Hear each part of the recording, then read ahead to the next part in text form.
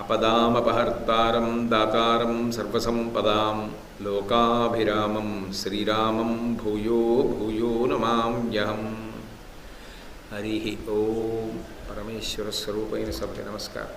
పఠించడం మంచిది కనుక నేను చెప్తాను, మీ అందరూ కూడా అనండి. మీకు ఆ పాఠం ఇచ్చి ఉన్నారు. నిత్యానందకరీ వరాభయకరీ సౌందర్యరత్నాకరీ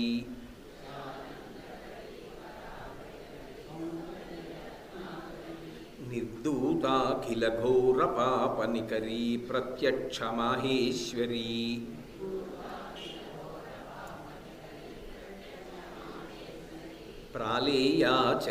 ప్రాళేయాచలవంశపావనకరీ కాశీపురాధీశ్వరీ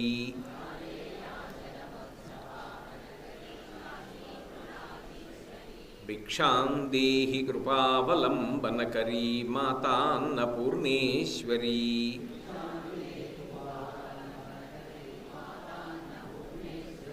నానారత్న విచిత్రభూషణకరీ హేమాంబరాడంబరీ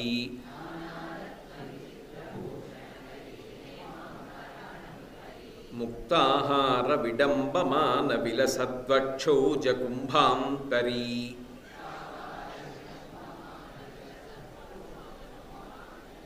కాశ్మీరాగరువాసితాంగరుచిరా కాశీపురాధీశ్వరీ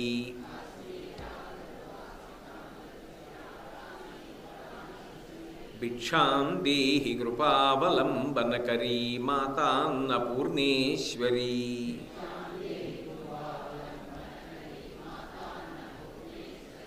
యోగానందకరీ రిపుక్షయకరీ ధర్మైకనిష్ఠాకరీ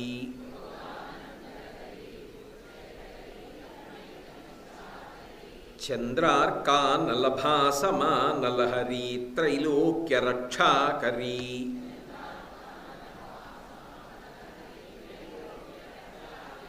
సర్వైశ్వర్యకరీ తపఫలకరీ కాశీపురాధీశ్వరీ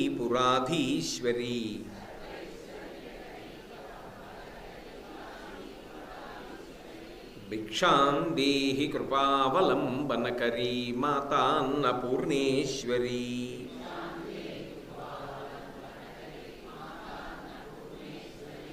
కైలాసాచలకందరాలయకరీ గౌరీ హ్యుమాశాంకరీ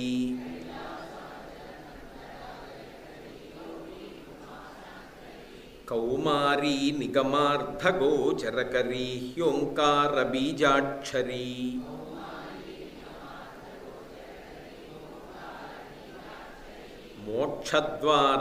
మోక్షద్వారకవాటపాటనకరీ కాశీపురాధీశ్వరీ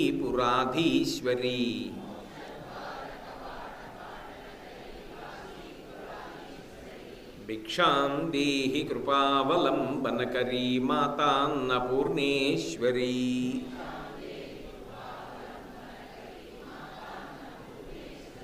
దృశ్యాదృశ్య విభూతివాహనకరీ బ్రహ్మాండభాండోదరీ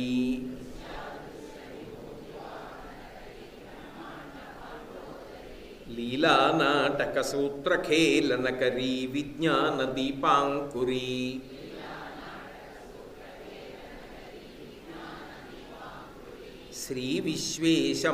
శ్రీవిశ్వేశమనప్రసాదనకరీ కాశీపురాధీశ్వరీ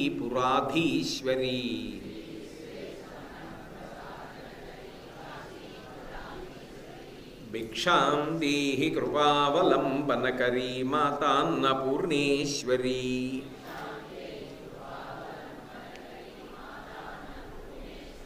ఆదిక్షాంత సమస్తవర్ణనికరీ శంభుప్రియాశాంకరీ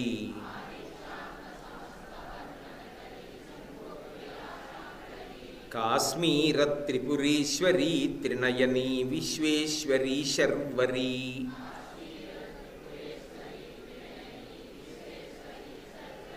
స్వర్గద్వారకవాటపాటనకరీ కాశీపురాధీశ్వరీ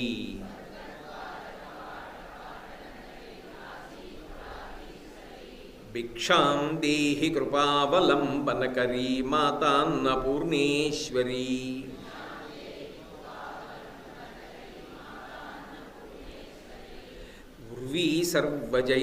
ఉర్వీ సర్వజనేశ్వరీ జయకరీ మాతా కృపాసాగరీ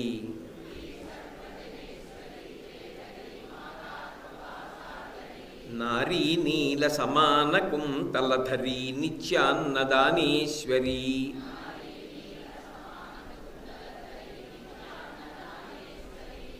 సాక్షాన్మోక్షకరీ సదా శుభకరీ కాశీపురాధీశ్వరీ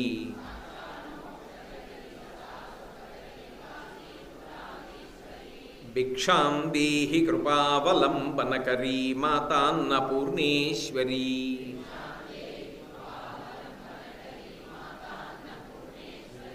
దేవీ సర్వవిచిత్రరత్నరుచిరా దాక్షాయణీ సుందరీ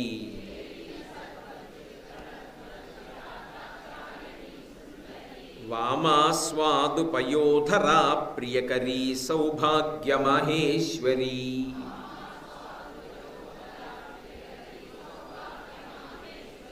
భక్తాభీష్టకరీ సదా శుభకరీ కాశీపురాధీశ్వరీ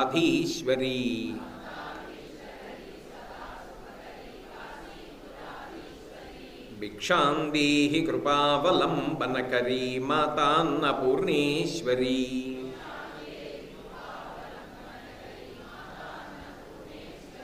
చంద్రార్కానలకోటి సదృశీ చంద్రాంశుబింబాధరీ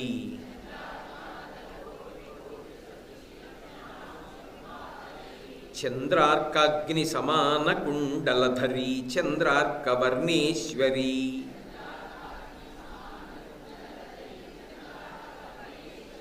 మాలాపుస్తకపాశశాంకుశధరీ కాశీపురాధీశ్వరీ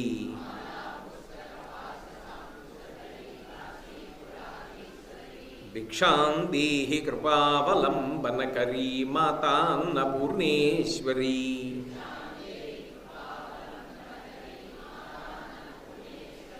క్షత్రత్రాణకరీ మహాభయహరీ మాతా కృపాసాగరీ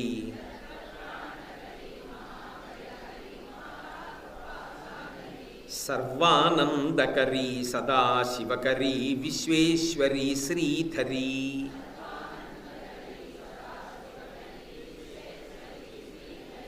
దక్షాక్రందకరీ నిరామయకరీ కాశీపురాధీశ్వరీ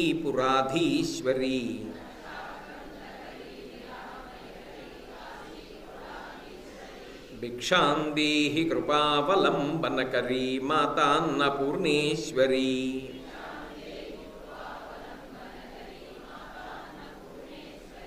అన్నపూర్ణే సదాపూర్ణే శంకర ప్రాణవల్లభే జ్ఞానవైరాగ్యసిద్ధ్యర్థం భిక్షాం దేహి చ పార్వతీ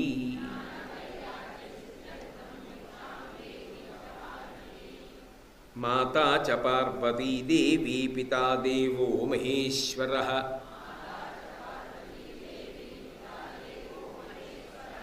బాంధవాః శివభక్తాశ్చ స్వదేశో భువనత్రయం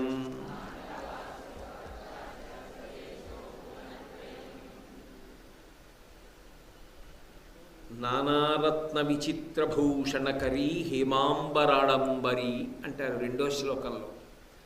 ఆ అన్నపూర్ణాదేవి ఎవరో కాదు, ఆమె సాక్షాత్ పార్వతీదేవి. అందుకే చివరి శ్లోకం దగ్గరికి వచ్చేటప్పటికీ ఆమెని పార్వతీ స్వరూపంగానే స్తుతి చేశారు శంకర భగవత్పాదులు. అటువంటి తల్లి అన్నపూర్ణమ్మగా ఉన్నది అంటే కేవలము అన్నము పెట్టడం ఒక్కటే కాదు, ఆమె యొక్క ధ్యానము, ఆమె యొక్క పూజ, ఆమె యొక్క స్తుతి పాఠాన్ని చదువుకోవడం, ఆమెని స్మరించడం, ఆమె యొక్క వైభవాన్ని కీర్తించడం, ఆమె యొక్క గుణములను శ్లాఘించడం, ఆమె యొక్క శీల వైభవాన్ని ప్రస్తుతి చెయ్యడం, మనిషి యొక్క అభ్యున్నతికి హేతువులు అని నిర్ధారించడం కోసం రెండవ శ్లోకం దగ్గరికి వచ్చేటప్పటికీ అమ్మవారి యొక్క స్థూల రూపం ఎలా ఉంటుందో శంకర భగవత్పాదులు వివరిస్తున్నారు. వారు కాశీపట్టణానికి వెళ్ళి అన్నపూర్ణమ్మ దర్శనం చేసుకున్నారు. నాబోటిగాడైతే దర్శనం చేశాను, బయటికి వచ్చాను. దర్శనం చేసినప్పుడు అమ్మవారి మూర్తిని చూశావు కదా, ఆ మూర్తి ఎలా ఉంది అని అడిగితే చెప్పలేను. ఎందుకని అంటే అంత దృష్టి పెట్టి చూసినటువంటి సందర్భం ఇది. కానీ శంకర భగవత్పాదులు ఒక్కసారి అమ్మవారి దర్శనం చేశారు అంటే అమ్మవారి యొక్క మూర్తి వైభవాన్నంతటినీ కూడా వర్ణించి మన కళ్ళకు కట్టినట్టుగా శోభస్కరంగా ఆవిష్కరిస్తున్నారు. నానారత్న విచిత్ర భూషణకరీ హేమాంబరాడంబరీ. మీరు ఈ శ్లోకాన్ని గమనిస్తే ఆమె ఎదురుగుండా కూర్చుని ఉన్నప్పుడు ఆమె రూపము ఎలా ఉందో, ఎటువంటి అలంకారములు చేసుకుని ఉన్నదో ప్రధానముగా వర్ణింపబడుతోంది. ఇందులో కొన్ని కంటి చేత చూడడానికి యోగ్యమైనది, కొన్ని వాసన చేత గ్రహింపవలసినటువంటి అవసరం ఉన్నవి, కొన్ని అమ్మవారి యొక్క విభూతిగా గమనించవలసినవి. మూడిటిని కలిపి త్రివేణి సంగమంగా పీని ఈ శ్లోకాన్ని మనకు అందిస్తున్నారు. నానారత్న విచిత్రభూషణకరీ అంటే ఆమె ఎన్నో ఆభరణములను ధరించింది. ఈ ఆభరణములన్నీ కూడా రత్నముల చేత పొదగబడి ఉన్నాయి. బంగారముతో చేయబడిన ఆభరణములు అని నేను మళ్ళీ ప్రత్యేకంగా చెప్పక్కర్లేదు. బంగారముతో చేయబడి రత్నములు పొదగబడినటువంటి ఆభరణములు. అవి కూడా ఏవో సామాన్యమైన రత్నములు కావు, అపూర్వమైనటువంటి రత్నములన్నీ కూడా అందులో పొదగబడి ఉన్నాయి. హేమాంబరాడంబరీ, బంగారముతో చేయబడినటువంటి చీర కట్టుకుని ఉంది ఆవిడ. ముక్తాహార విడంబమాన విలసద్వక్షౌజ కుంభాంతరీ. ఆమె యొక్క వక్షస్థలం మీద తెల్లటి ముత్యాల హారం ఒకటి, మల్లెపూల దండ ఎలా ఉంటుందో అలా ప్రకాశిస్తోంది. ఆ ముత్యాల హారము వెనక బంగారు కుంభముల వంటి అమ్మవారి యొక్క స్తనములు గోచరమవుతున్నాయి. కాశ్మీరా గరువాసితాంగరుచిరా, కాశ్మీర దేశమునందు లభించేటటువంటి పదార్థములతో తయారు చేయబడినటువంటి సువాసనలు వెదజల్లేటటువంటి అగరు వంటి పదార్థములను అలదుకొన్నదై కస్తూరి తిలకము, కుంకము మొదలైనటువంటి వాటిని ధరించి గొప్ప పరిమళము వెదజల్లుతుండగా ఆ తల్లి అక్కడ నాకు దర్శనమిచ్చింది. కాశ్మీరా గరువాసితాంగరుచిరా కాశీపురాధీశ్వరి, ఆమె కాశీపురమునకు అధీశ్వరి. అటువంటి తల్లి అన్నపూర్ణ భిక్షాం దీహి కృపావలంబనకరీ మాతా అన్నపూర్ణేశ్వరి, నాకు భిక్షని ప్రసాదించు, అపారమైన కారుణ్యమునకు నువ్వు నిధి కనుక అని అడుగుతున్నారు శంకరులు. ఇందులో మీరు ఒక మాట జాగ్రత్తగా గమనిస్తే నానారత్న విచిత్ర భూషణకరీ అని మొదలుపెట్టారు. అమ్మవారు ఎన్నో రత్నములు పొదగబడినటువంటి హారములను వేసుకుంటుంది అని లలితా సహస్రనామ స్తోత్రంలో కూడా ప్రతిపాదింపబడింది. మీరు కొన్ని నామాలు పరిశీలిస్తే ఆ నామాలన్నీ కూడా అమ్మవారు పెట్టుకున్నటువంటి ఆభరణముల యొక్క రత్నములు కానీ లేదా రత్నములతో కూర్చబడిన ఆభరణములను గూర్చినటువంటి వివరణ కానీ లేదా అమ్మవారి యొక్క అంగప్రత్యంగములలో కొన్ని రత్న సదృశమైనవి కానీ మీకు కనపడతాయి. ఉదాహరణ చెప్పాలి అంటే కురువిందమణి శ్రేణి కనత్కోటీరమండిత, అమ్మవారు పెట్టుకున్నటువంటి కిరీటం ఉందే అది బంగారముతో చేయబడి పద్మరాగమునులు పొదగబడి ఉన్నాయి. గొప్ప శోభతో ఉంది ఆ కిరీటం. కురువిందమణి శ్రేణి కనత్కోటీరమండిత తారాకాంతి తిరస్కారిణ సాభరణ భాసురా, నక్షత్రముల యొక్క కాంతిని తిరస్కరించేటటువంటి రీతిలో ఆమె ముక్కుకు పెట్టుకున్నటువంటి ఆభరణము యొక్క కాంతి ప్రకాశిస్తోంది. తార అంటే నక్షత్రము మిణుక్కుమని మెరుస్తుంది. నాసాభరణం, ముక్కుకు పెట్టుకున్న ఆభరణంలో పెద్ద పెద్ద రత్నాలు పొదగబడి ఉండవు, అందుకే అది కూడా తళుక్కుమని మెరుస్తూ కనపడుతోంది. అందుకే తారా కాంతి తిరస్కారి నాసాభరణ భాసుర తాటంక యుగళీభూత తపనోడుపమండల. అసలు సజీవరత్నాలు. సూర్యచంద్రులు ఇద్దరినీ కూడా తన చెవులకు తాటంకములుగా ఆమె అలంకారం చేసుకుంది, చివిభూషణములుగా. అలాగే ఆ తల్లి కామీ శబద్ధ మాంగల్య సూత్ర శోభిత కంధర, మహాకామేశ్వరుడు మెడలో కట్టినటువంటి మంగళసూత్రము శతమానములతో ఆమె యొక్క మెడలో ప్రకాశిస్తోంది. కనకాంగద కేయూరకమనీయ భుజాన్విత, బంగారముతో చేయబడినటువంటి అంగదములు, కేయూరములు అంటే భుజములకు పెట్టుకునేటటువంటి ఆభరణములతో ఆమె శోభిస్తోంది. అలాగే ఆ తల్లి రత్నగ్రైవేయ చింత కలోలముక్త ఫలాన్విత. గ్రైవేయ చింత కలోలముక్త ఫలాన్విత అంటే ఆమె మెడలో ఒక చింతాకు పతకం వేసుకుంది. ఆమె మెడలో వేసుకున్నటువంటి చింతాకు పతకం అంటే చింతాకులు ఎలా ఉంటాయో అటువంటి కూర్పుతో చేయబడినటువంటి హారం. ఆ హారము ఎటువంటిది అంటే రత్నగ్రైవేయ చింతాక, రత్నములతో పొదగబడినటువంటి చింతాకు పతకాన్ని మెడలో ధరించింది. అలాగే ఏదో ఆ తల్లి వేసుకున్నటువంటి వాటిలో నవవిద్రుమ బింబ శ్రీన్యకారి రతనచ్చద, ఇది అమ్మవారి యొక్క పెదవి పోల్చబడింది. అప్పుడే బాగా సానపెట్టి పైకి తీసినటువంటి పగడము ఎటువంటి ఎర్రటి కాంతితో ఉంటుందో ఆమె యొక్క క్రింది పెదివి అధరము అటువంటి కాంతితో ఉంది. ఇవన్నీ కూడా అమ్మవారికి సంబంధించినటువంటి ఆభరణములలో పొదగబడినటువంటి మణులను గూర్చినటువంటి వర్ణన, రత్నములను గూర్చినటువంటి వర్ణన. ఇటువంటివి లలితా సహస్రనామ స్తోత్రంలో మీకు కొన్ని కనపడతాయి. ఏదో సింజానమణి మంజీరమండిత శ్రీపదాంబుజ, ఆమె పెట్టుకున్నటువంటి పాదములకు ఉన్న మంజీరములు మణులతో పొదగబడి అవి చక్కటి శబ్దాన్ని బయటికి విడిచిపెడుతున్నాయి. ఆవిడ నడిచి వెడుతున్నప్పుడు ఆ శబ్దము వినేటటువంటి వాళ్ళకి చెవులకు ఇంపుగా వినపడుతోంది. కాబట్టి సింజానమణి మంజీరమండిత శ్రీపదాంబుజ. అలాగే రత్న కింకిణికారం యరసన దామభూషిత, ఆమె వడ్డాణం పెట్టుకుంది. ఆ వడ్డాణానికి రత్న కింకిణికారం యరసన దామభూషిత, రత్నములతో పొదగబడినటువంటి చిరుగంటలు కట్టబడి ఉన్నాయి. అందుకని ఆ తల్లి నడిచి వెడుతుంటే హస్తాభరణములు, గాజులు గల్లు గల్లుమంటుంటాయి. మెడలో శతమానములు ఇతర గొలుసులతో ఒరుసుకుని చిన్న శబ్దం చేస్తుంటాయి. ఆమె పాదముల యొక్క మంజీరములలోంచి చక్కటి శబ్దము వినపడుతూ ఉంటుంది. ఇవన్నీ కూడా ఆమె నడిచి వెడుతున్నప్పుడు వచ్చేటటువంటి మంగళధ్వనులు. ఆమె పెట్టుకున్నటువంటి వడ్డాణమునకు ఉన్నటువంటి చిరుగంటల యొక్క సవ్వడి వినపడుతూ ఉంటుంది. ఆమె నడిచినప్పుడు కొణ కాంచీదామా కరికలభ కుంభస్తననత పరిక్షీణా మధ్యే పరిణత శరచంద్రవదన ధనుర్బాణం పాశం శృణిమపి దదానాకరతలై పురస్తాదస్తాం నహ పురమధితురహో పురుషిక అంటారు శంకర భగవత్పాదులు సౌందర్యలహరిలో. అలా ఆమె అనేకమైనటువంటి రత్నములను ధరించి ఉంటుంది. కాబట్టి నానారత్న విచిత్ర భూషణకరీ. అయితే ఇక్కడ మీరు ఒక్క విషయాన్ని కొంచెం జాగ్రత్తగా గమనించవలసి ఉంటుంది.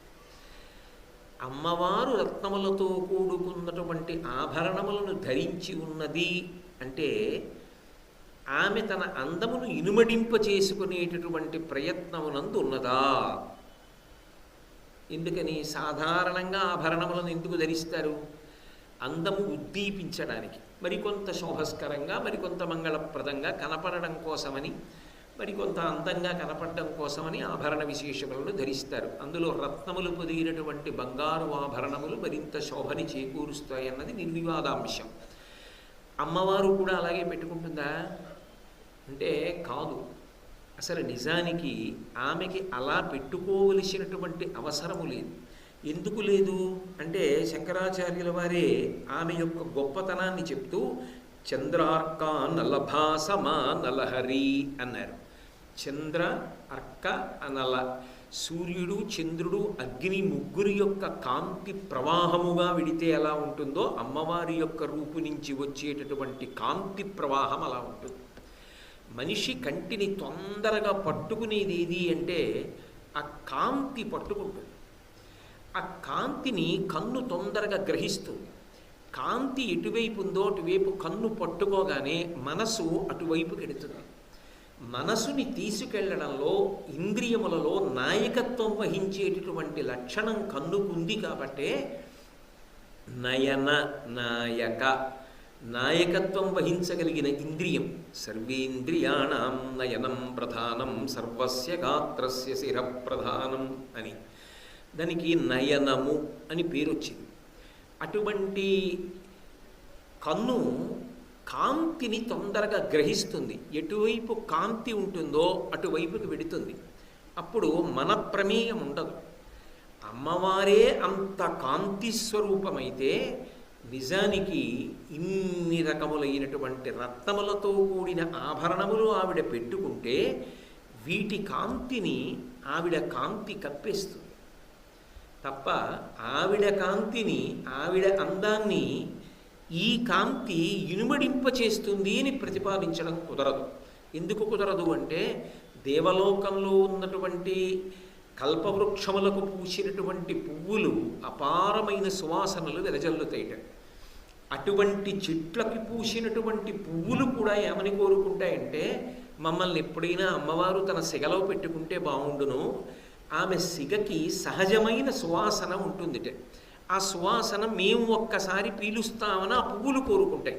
అంటే అసలు ఆవిడ శరీరములో ఉన్నటువంటి ఏ అంగ ప్రత్యంగము వంక చూసినప్పటికీ కూడా అది లౌకికమైన బంధనమును కల్పించదు, విడుదలను కల్పిస్తుంది.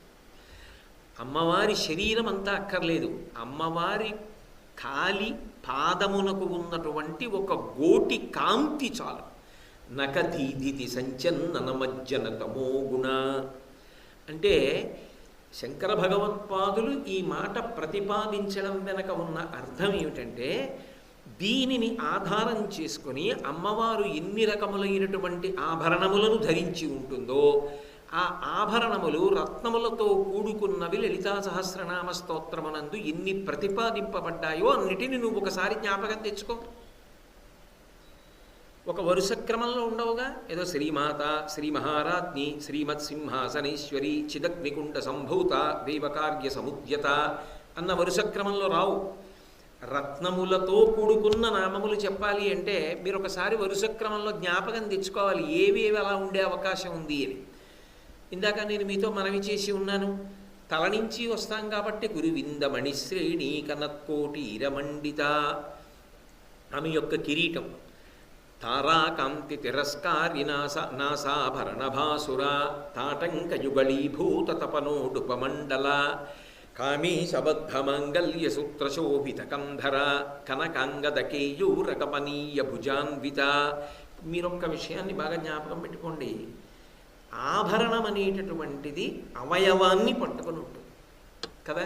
ఆభరణములు అక్కడ పెట్టేశారనుకోండి, అవి అమ్మవారి ఆభరణములు, అమ్మవారు ధరించిందని ఎందుకు స్తోత్రం చేస్తారు? అందుకు కాదు, ఆభరణము అవయవమునకు పొదగబడి ఉంటుంది. ఇప్పుడు కామేశబద్ధమంగళ్య సూత్రశోభిత కంధర అని నేను అన్నాను అనుకోండి, అమ్మవారి యొక్క సుదీర్ఘమైనటువంటి మంగళసూత్రంలో 2 శతమానములు ఉంటాయి. ఇప్పుడు అది మహాకామేశ్వరుడు కట్టినటువంటి మంగళసూత్రం. ఎవరు మహాకామేశ్వరుడు? మన్మధుణ్ణి కాల్చినవాడు. లోకంలో ఏ పురుషుడైనా సరే స్త్రియముద్వహే అంటాడు వివాహకాండలో, నేను ఈమెని ధర్మపత్నిగా స్వీకరించుచున్నాను అంటాడు. దేని కొరకు నీకు ధర్మపత్ని అంటే ధర్మ ప్రజా సంపత్త్యర్థగం, నా కామాన్ని ధర్మంతో ముడివేసి ఈమె ద్వారా నేను ధార్మికమైన సంతానమును పొందుతాను, అందుకని ఈమెని నా ధర్మపత్నిగా స్వీకరిస్తున్నాను అని చెప్తాడు. మరి అసలు కాముణ్ణే కాల్చేసిన వాడికి, కామమే లేని వాడికి ఇక ధర్మపత్నిని స్వీకరించవలసిన అవసరం ఏమిటి? ధర్మపత్నిని స్వీకరిస్తే తప్ప ధర్మాచరణము చెయ్యలేని వాడు శంకరుడండి అని ప్రతిపాదించడం సాధ్యం అవుతుందా? ఆయనే రాశీభూతమైన ధర్మం అంటే ఆయన కాదు ఆమెని స్వీకరించినది, కాముణ్ణి కాల్చేసినటువంటి వాణ్ణి. లోకంలో ఏ పురుషుడైనా ఏదో అనుకూలవతి, సౌశీల్యవతి, బాహ్యంలో తన కంటికి నచ్చినటువంటి పిల్లని భార్యగా స్వీకరిస్తాడు. ఆయన బాహ్యమైనటువంటి అందానికి కాదు వశపడినవాడు, అపర్ణయై ఆకులు కూడా తినడం మానేసేసి ఆమె గొప్ప తపస్సు చేసి ఎండిపోతే అంతఃసౌందర్యమునకు ఆకర్షితుడై నిన్ను నేను భార్యగా స్వీకరిస్తానని వచ్చి తాళి కట్టాడు. ఇప్పుడు ఆవిడ ఏం చేసింది? తాళి కట్టి ఆయన్ని తీసుకొచ్చి పక్కన భర్తగా కూర్చోబెట్టుకుంది. ఆయన్ని ఆవిడ అలా భర్తగా కూర్చోబెట్టుకుంది కాబట్టి వాళ్ళు జగత్తుకు జననీ జనకులై మనందరికీ శరీరములు వచ్చాయి. మనందరం శరీరములను పొందాం కాబట్టి ఈ శరీరంతో మనం ఏం చేస్తున్నామంటే చేయవలసిన కార్యమును చేసి పుణ్యమును సముపార్జిస్తున్నాం. గత జన్మములో చేసినటువంటి పాపములు ఏ ఉన్నాయో ఆ పాపములను పోగొట్టుకునేటటువంటి ప్రయత్నం చేస్తున్నాం. దానికి శరీరం కావాలా వద్దా? దీన్ని ఇవ్వడంలో ఆ తల్లి అంత గొప్ప తపస్సు చేసి శంకరుడి చేత తాళి కట్టించుకుంది. లోకంలో ఎవరైనా ఏ పురుషుడైనా ఆ స్త్రీని మోహించి వరించి ఆమె యందు మక్కువను పొంది లేదా పెద్దలు నిర్ణయించారని ఆమెను భార్యగా స్వీకరిస్తాడు. పార్వతీదేవి విషయంలోనూ ఆమె తపస్సు చేసి శంకరుడి చేత 3 ముళ్ళు వేయించుకుంది. అలా వేయించుకుని ఆమె లోకములకన్నిటికీ కూడా జనని అయింది, తల్లిగా నిలబడింది. ఇప్పుడు ఆ ఆభరణం వంక మీరు ఒక్కసారి చూశారనుకోండి, అమ్మ పాదాలకి దగ్గరగా కూర్చుని చంటి పిల్లాడు తలపైకెత్తి చూసినట్టు చూస్తే అమ్మ ఇలా కూర్చున్నప్పుడు ఆవిడ మంగళసూత్రం పైకి శతమానములు కనపడుతున్నాయి అనుకోండి. ఆవిడ సాధించినటువంటి అద్భుతం, మన్మధుణ్ణి శంకరుడు కాల్చేస్తే ఆవిడ రూపం లేకుండా మన్మధుడు రతీదేవికి మాత్రమే కనపడుతూ సమస్త ప్రాణుల మీద బాణములను ప్రయోగించి సృష్టి జరగడానికి అవకాశం కల్పించింది. ఆవిడ అలా కల్పించి ఉండకపోతే అసలు సృష్టి జరిగేదా? సృష్టి చక్రం ఆగిపోయేదే కాదా? ధర్మచక్రం ఆగిపోతుంది, అసలు సృష్టి లేదు. అప్పుడు జీవులందరూ పడిపోవడమే తప్ప ఇక కొత్తగా జీవులు రారు, మన్మధుడు లేడు కాబట్టి. కానీ ఆమె మన్మధుణ్ణి బతికించింది. మన్మధుణ్ణి బతికించడం కాదు, ఆ మన్మధుణ్ణి కాల్చినటువంటి వాడి చేత తాళి కట్టించుకుంది. ఇప్పుడు ఆభరణమా? ఆభరణము వెనక ఆమె యొక్క వైభవమా? నానారత్న విచిత్ర భూషణకరీ. మీరు అమ్మవారు అనేకమైనటువంటి రత్నములతో కూడుకున్న ఆభరణములను ధరించి ఉన్నది బాహ్యార్థం కాదు. ఆమె గుణముల యందు మీరు మునుక వెయ్యడానికి ఇది సాధనం. శంకర భగవత్పాదుల దగ్గర ఉన్న గొప్పతనం ఏమిటంటే, మీ చేత తపస్సు చేయిస్తారు. మీరు ఒక రూపాన్ని ఎంత బాగా పట్టుకున్నారు అన్నదాన్ని మీకు పరీక్ష పెడతారు ఆయన. లలితా సహస్రనామ స్తోత్రం నాకు పుస్తకం అక్కర్లేదండి, నేను పైనుంచి కింద వరకు చక్కగా చదివేస్తాను, నాకు పుస్తకం వద్దు అన్నాను అనుకోండి, మంచిది. ఏమండి, నానారత్న విచిత్ర భూషణకరీ, అమ్మవారు ఎక్కడెక్కడ రత్నములతో కూడుకున్నటువంటి భూషణములను ధరించిందని లలితా సహస్రనామ స్తోత్రంలో ప్రతిపాదింపబడిందో ఆ నామాలు కొన్ని చెప్పండి, ఓ 10 నామాలు చెప్పండి అటువంటివి అన్నారనుకోండి. భగవతిగా పరబ్రహ్మాన్ని స్త్రీ స్వరూపంగా ఉపాసన చేసినప్పుడు కేశాది పాదాది పర్యంతం చేస్తారు, అంటే తల నుంచి పాదముల వరకు. అందుకేగా లలితా సహస్రనామంలో తల దగ్గర మొదలుపెట్టి పాదముల వరకు వెళ్ళారు. ఇప్పుడు నేను ఆభరణములను ఆవిడ ఎక్కడెక్కడ ధరించింది చెప్పవలసి వచ్చింది అనుకోండి, లలితా సహస్రనామ స్తోత్రాన్ని ఆధారం చేయనా, నేను లోపల ఓసారి ఆ అమ్మవారి మూర్తిని దర్శనం చేయనా? లలితా సహస్రనామ స్తోత్రం చదువుకుంటూ శ్రీమాత శ్రీ మహారాజ్ఞి శ్రీమత్ సింహాసనేశ్వరి జగత్నికుండ సంభూత దేవ కార్య సముచిత ఇవి కావు రత్నాలతో కూడిన ఆభరణాలు అలా చదువుకుంటూ వెళ్ళనా? కాదు. నేను కళ్ళు మూసుకొని అమ్మవారు అలా కూర్చున్నా, కురువిందమణి శ్రేణి కనత్కోటీరమండిత తాటంకయుగళీభూత తపనోడుత మండల తారాకాంతి తిరస్కారినాసాభరణ భాసుర కామేశబద్ధమాంగల్య సూత్రశోభిత కంధర కనకంగదకేయూరకమనీయ భుజాన్విత రత్నగ్రైవేయ చింతా కలోలముక్త ఫలాన్విత సింజానమణిమంజీరమండిత శ్రీపదాంబుజ రత్నగ్రైవేయ చింతా కలోలముక్త ఫలాన్విత. ఇలా మణులకు సంబంధించిన నామములను వరుసగా చూసుకుంటూ వస్తున్నాను అనుకోండి. ఆఖరికి పాదాల దగ్గరికి వచ్చా, సింజానమణి మంజీరమండిత శ్రీపదాంబుజ అన్నాను. ఇప్పుడు ఇలా అమ్మవారి రూపాన్ని ఎదురుగుండా చూస్తూ ఆవిడ ఏ ఆభరణములు పెట్టుకుందో చెప్పవయా, రత్నాలతో ఉన్న ఆభరణములు అంటే. నేను లలితా సహస్రనామ స్తోత్రాన్ని బాగా చదవడం ప్రజ్ఞ, లలితా సహస్రనామ స్తోత్రములు ఆమె రత్నములతో కూడుకున్న ఆభరణములు వేసుకున్నటువంటివి ఎక్కడెక్కడున్నాయో చూసి చెప్తుండడం ప్రజ్ఞ. అంటే నువ్వు లోపల బాగా పట్టుకుని ఉంటే కదా అలా చూసి చెప్తావు. నా ఎదురుగుండా ఒక తల్లి కూర్చుంది, ఆవిడ్ని చూస్తూ ఆ తల్లి మెడలో కానీ ఆమె శరీరం మీద కానీ ఎక్కడెక్కడ రత్నములతో కూడిన ఆభరణములు ఉన్నాయో చెప్పండి అన్నారనుకోండి. అదిగో ఆవిడ తల మీద పెట్టుకున్నారు, చెవులకు పెట్టుకున్నారు, కంఠంలో పెట్టుకున్నారు, ముక్కుకు పెట్టుకున్నారు, ఆవిడ భుజములకు పెట్టుకున్నారు, వడ్డాణంలాగా నడువుకి పెట్టుకున్నారు, పాదములకు పెట్టుకున్నారు అని నేను వరుసగా చెప్తానా చెప్పనా? ఆవిడ 10 పెట్టుకుంటే ఓ 8 చెప్పండి అన్నారనుకోండి. పోనీ నేను అందులో ఏదో 1-2 చూడడం జారిపోయినా ఓ 8 చెప్పగలుగుతానా? నువ్వు కూడా లలితా సహస్రనామ స్తోత్రం బాగా చదివినవాడివైతే, నీకు అంత బాగా లలితా సహస్రనామ స్తోత్రం వచ్చినవాడవైతే, పుస్తకం లేకుండా చదివినవాడివైతే, ఏది ఆభరణాలు ఎక్కడెక్కడున్నాయో చెప్పు, పుస్తకం లేకుండా ఒకసారి ఇక్కడ చూస్తూ చెప్పు. అది సౌందర్యం అంటారు.